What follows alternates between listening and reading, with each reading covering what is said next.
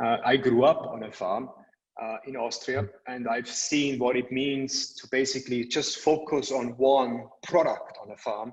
It means that you're so vulnerable to swings in the market. You are a farmer today, irrespective of where you are, most unlikely has bargaining power.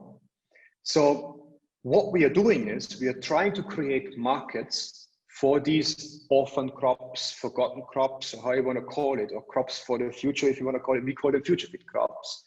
We create markets for them so that the action that we actually undertake with smallholder farming communities, for example, in West Africa, is sustainable through the creation of business and demand creation, so that it becomes a system, a new ecosystem in its own right, and then has that positive effect of a snowball effect. Essentially, that's what we are trying to do. Because in my experience, approaching the system from a CSR point of view, more frequently than not, ends up in somebody giving seeds for somebody to grow something, and then what? Then I've grown it, but where's the market? Can I grow it again next year? If so, where's the buyer?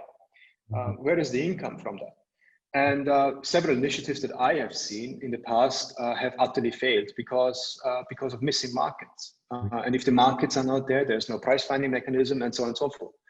So we are leading from essentially the concept of helping consumers diversify their diets through products that grow on these degraded arable land, so that we actually help the farming communities. So it's an end-to-end solution, trying to create win-wins on all sorts of fronts, and being very, very mindful of a profitability of the organization, because unless and until we give back to the shareholders, we won't be sustainable either.